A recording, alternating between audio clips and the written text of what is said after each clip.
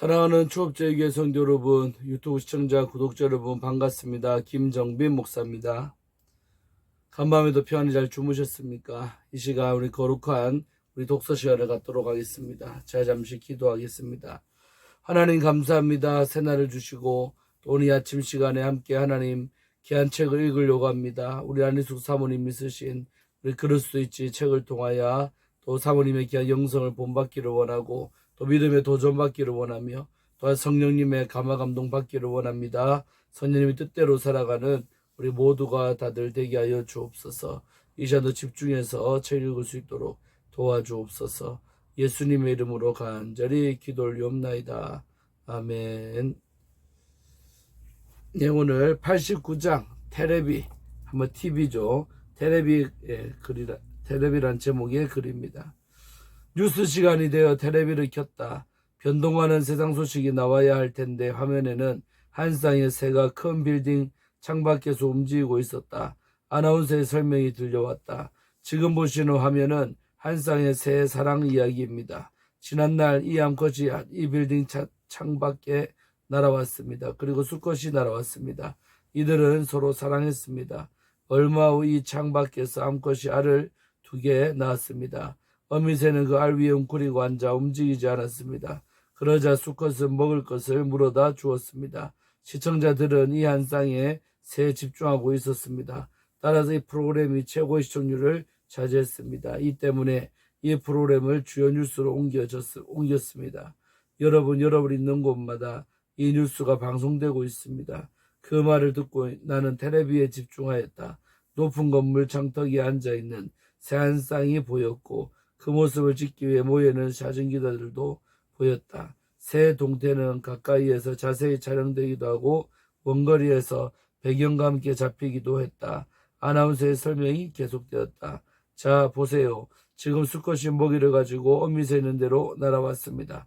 보세요. 수컷은 알을 품고 있는 어미새에게 맛있는 먹이를 먹여줍니다.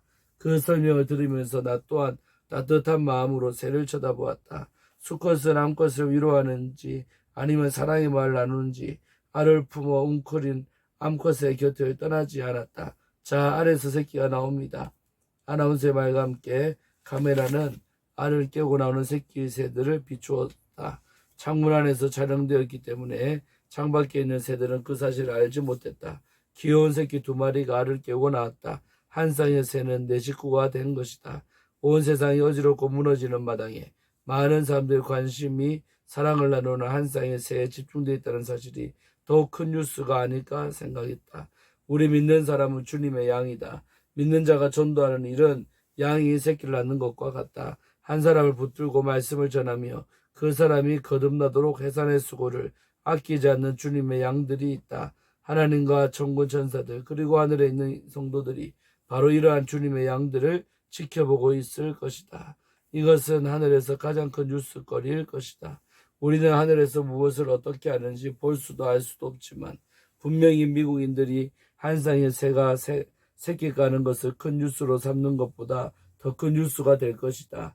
믿는 자는 사랑으로 서로 돕고 양을 많이 낳고 길러야 한다. 그렇게 함으로 우리 주님을 기쁘시게 해야 한다. 이것이 하나님께서 우리를 보내서 살게 하신 이유이며 또한 우리의 의무일 것이다. 주님은 우리를 더 큰 관심으로 지켜보실 것이다. 우리는 때를 얻든지 못 얻든지 복음 전하는 데 힘써야 하겠다. 아멘. 아멘. 90장 요셉과 읽도록 하겠습니다. 90장. 남편이 그렇게 미워요. 여보세요, 거기 LA인가요? 네, LA에서 가깝죠. 오렌지 카운티에 있는 구 빌리지인데요. 거기 혹시 안희숙이란 분이 계신가요? 네, 좀 바꿔주시겠어요? 내가 그 사람인데요. 안희숙 선생님이세요? 네, 그래요. 그녀는 내 대답에 안심이 되었는지 편안한 목소리로 말했다. 전화로 인사드려요, 선생님. 저는 펜실베니아 피츠버그 근교에 살아요. 새로 생긴 도시죠. 이름은 그냥 김이라고 할게요. 사실은 말씀드릴 것이 있어서 그러는데 괜찮을까요? 네, 말씀하세요. 서울에 있는 제 친정집에서 얼마 전에 책을 한 권 보내주셨어요.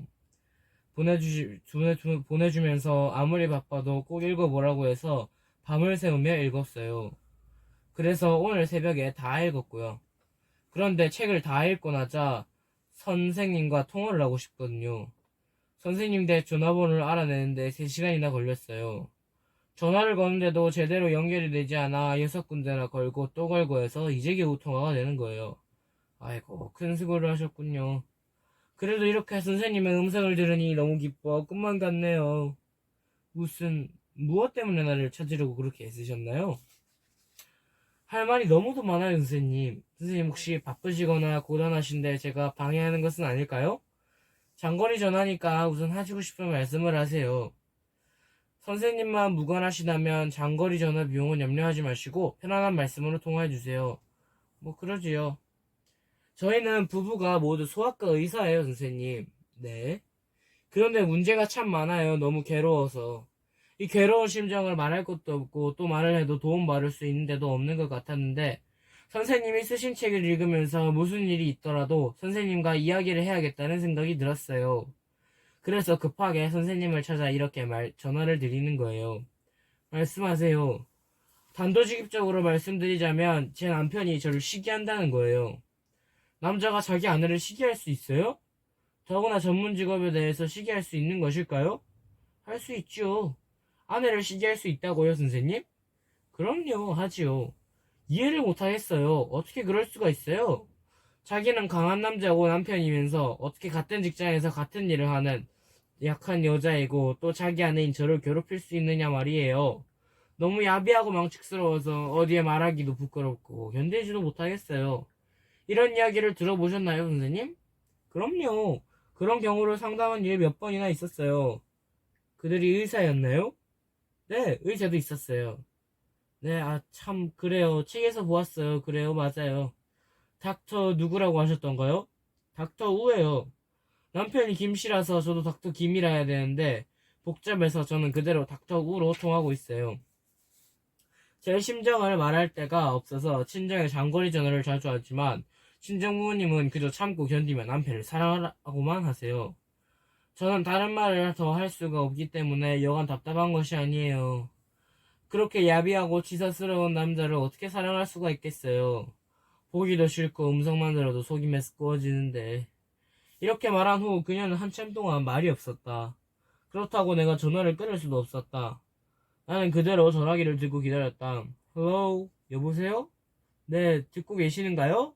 네. 남편이 전화를 도청하는 것 같아 그 방에 가보고 왔어요. 그가 있는 방에 가보았는데 없었어요. 그래서 다시 와서 말씀드리는 것이에요. 죄송해요. 괜찮아요. 무엇부터 말씀을 드려야 할지 모르겠어요. 기가 막히는 일이 하루에 몇 번씩 생기거든요. 그래요? 가령 미국 아이가 오면 대개 저를 찾아요. 제게 진찰을 맡겼다고 청하는 사람들이 있다는 말이에요. 그러면 남편은 눈을 부라리며 안색을 바꿔요. 창피하기 짝이 없어요. 또 어린아이가 진찰을 받을 때도 자기는 일이 없으니까 쉬면 될 텐데 진찰실에 들어와서 눈을 홀게 돼요. 진찰이 끝난 후에 제가 약을 처방해주면 또 그 처방전이 틀렸다고 환자의 부모 앞에서 설명을 하는 거예요. 어떻게 그럴 수가 있을까요? 환자의 부모들이 저를 어떻게 생각하겠어요? 그래서 그런지 진찰실에 환자가 적여지니까 남편은 내가 거짓말을 너무 많이 해서 진찰실이 망해간다는 거예요. 아무리 남자가 못나고 병신이기로 그렇게 졸렬할 수가 있을까요? 더욱이 의학을 공부한 사람이 말이에요. 의학이라는 것이 손쉬운 공부도 아니지 않아요? 인텔리인다다가 소학이라는 것이 그리 손쉬운 공부도 아니지 않아요? 소위 교회 집사며 남편이라는 작자가 어떻게 그렇게 낮고 천하고 마음이 좁을 수가 있어요? 그러면 그렇게 비굴하고 망측할 수가 있는 거냐 말이에요, 선생님. 그런 행동을 하는 그 사람 혹시 정신병자가 아닐까요? 뭘 그러려고요? 그렇지 않다는 말씀인가요? 글쎄요. 사람들 앞에 같이 나갈 수가 없어요, 선생님. 사람들과 만난 자리에서 누군가 나를 칭찬하기만 하면 남편은 얼굴을 실룩거리면서 아무 거리낌 없이 내가 하도 거짓말을 잘해서 사람들이 내 말을 잘 속았다는 거예요, 글쎄. 이런 괘씸한 말버릇이 세상에 어디 있어요. 그리고 더 분통 터지는 일은 자기가 내 가문인설에 속아서 결혼을 했다는 것이에요. 그 사람은 그런 식으로 얘기하면 나는 낮아지고 자기는 높아지는 것으로 알고 있어요. 어쩌면 그렇게 분별력이 없을 수 있어요. 분별력이 3살 아이라도 못하기 때문에 그런 말이 나오는 것은 아닐까요? 만일 그 사람의 분별력이 3살 난 아이 정도라면 그는 정신질환자가 아닐까요? 글쎄요. 선생님, 저희는 미국에서 만나 결혼했어요. 결혼한 지 3년이 되었는데 아기도 없고 제 마음은 상처를 너무 많이 받아 이제는 세상 사는 것이 다 귀찮아졌어요. 제가 혼자 살면 돈 씀씀이도 지금보다 더 풍족해질 것 같아요. 왜냐하면 남편보다 제 환자가 더 많아서 수입이 그 사람보다 몇 배는 많기 때문이에요. 그리고 남편은 의사인 저보다는 차라리 다른 여자와 재혼하면 이런 시기심도 없어져서 행복하게 살 수 있을 것이고, 또 저는 저대로 안정되고 넉넉한 생활을 할 수 있을 것 같아요. 그렇지만 저희 친정에서는 여자가 이혼을 하는 것은 집안의 수치이고, 이혼녀는 일생 동안 손가락질 받으며 살아야 한다고 한사코 이혼을 못하게 하는 거예요. 또 남편도 제가 이혼 말만 하면 어떻게나 사나워지는지 무서워서 말도 못할 정도예요. 어떻게 해야 좋을지 몰라 앞이 깜깜하게만 해요, 선생님. 과연 제가 어떻게 하는 것이 옳을까요? 닥터우는 남편이 싫고 미운가요? 글쎄요, 그럴 때가 많아요. 그러나 기분이 좋을 때는 무척 상냥해요. 또 나를 기쁘게 해주려고 애를 쓰는 때도 있어요. 그럴 때는 남편이 밉다는 생각이 다 없어지고 남편에게 잘해야겠다는 마음이 생겨요. 아, 닥터우가 그에게 잘하시면 그가 친절해지고 좋아한다는 것은 결국 닥터우가 그에게 잘못하면 그가 상식 이하의 태도를 취한다는 말씀이 아닐까요? 그녀는 말이 없었다. 무엇인가를 생각하는 것 같았다. 그렇게 한참 동안 있더니 그녀는 말을 했다. 선생님이 그렇게 말씀하시니 그런 것 같기도 하네요. 그럴 때도 있을 거예요. 당신은 닥터에다 인텔리이니 남편을 좀 더 가까이 연구해 보시면 어떨까요? 어떻게요? 내가 무슨 말을 했을 때 저분이 화를 내나? 내가 어떻게 행동하면 저분이 몰상식해지나? 내가 어떻게 할 때 남편이 상냥해지고 친절해지는가? 이것을 조리 있게 병리를 구분하는 자세와 결심을 가지고 한번 찾아보세요. 철저하게 구분을 연구해 보시라는 말이에요. 한국 속담에도 손바닥 하나로는 소리를 못 낸다는 말이 있잖아요. 이것은 둘이 다 똑같다는 뜻이 아니겠어요? 한 사람이 나쁘다고 싸우면 되지 않는다. 둘이 똑같다. 그런 말 아니겠어요? 그분보다 당신이 더 마음 상하신 것 같은데 그 공부 많이 한 머리로 신경을 써서 두 분 사이의 일을 심각하게 연구해 보시는 것이 어떻겠어요? 사실 지금 생각하니까 제가 너무 바빠서 신경이 예민해지고 또 마음이 극도로 상해서 잠을 제대로 잘 수 없기 때문에 제 정신이 아닌 때도 있었으리라 생각되네요. 그렇지요. 무조건 한쪽이 나쁠 수만은 없는 것이에요. 더욱이 두 분은 많이 배우신 분들이 아니에요? 그런데 두 분은 교회에 잘 나가시나요? 기분이 좋을 때는 잘 나가지요. 그러나 충실한 편은 아니에요. 그럼 개인적으로 예수님을 믿으시긴 하나요? 예수님을 믿으니까 교회에 나가고 헌금도 하고 기도도 하는 것 아니겠어요? 기도를 하세요? 물론이지요.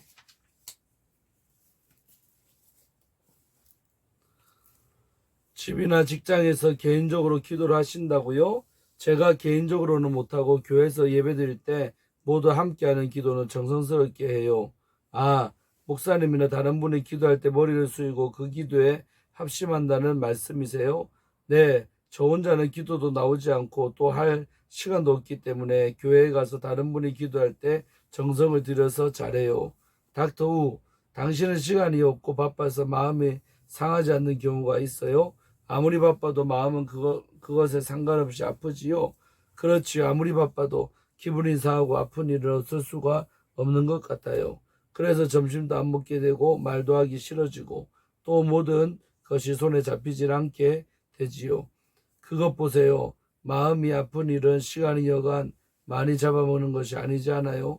마음이 상할 때 허비되는 시간을 한번 생각해 보세요. 아무리 바쁘고 시간이 없어도 마음은 상하잖아요. 마음 상할 시간이 없을 정도로 바쁜 사람이 있을까요? 그렇지 않을까요? 닥터 우. 그렇지요. 그렇다면 마음이 상할 때는 곧 빈방이나 또 사람이 없는 곳에 가셔서 눈을 감고 하나님께 마음 문을 열어놓고 그분께 모든 이야기를 해보세요. 자동차 안도 좋은 장소가 되겠지요. 우선 마음이 아프게 된 사정을 말씀드리고 왜 그런 일이 생겼는지를 이야기하고 또 남편의 말과 태도와 아프게 한 모든 일의 시종을 낱낱이 말씀드리세요. 물론 당신이 어떻게 말하고 행동했으며 느꼈는지도 말씀드려야 해요. 그러는 동안에 마음은 진정되고 또 왜 그런 일이 발생되었는지를 생각하게 되지요. 아울러 내가 잘못한 점도 뚜렷이 보여질 것이에요. 비록 내게는 잘못이 없더라도 하나님의 자녀로서 어떻게 겸손해야 하며 어떻게 이해하고 너그러워야 할지 깨달아질 것이 아니겠어요. 또 그렇지 않더라도 꼭 이것만은 기억하세요. 하나님 아버지 나를 도와주세요 하는 그 말과 마음을 하나님께 말씀드리면 어떤 방법으로든지 그 기도는 응답이 되는 법이에요. 그런 습관을 기르세요. 아무리 바쁘고 급해도 그 습관만 있으면 머지않아 달라질 거예요.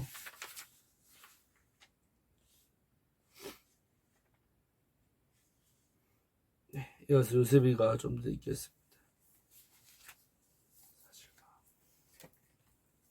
사실 마음이 아픈 채로 시간을 보내면 계속 아픔이 쌓이고 쌓여서 더 이상 쌓일 수 없게 되지요.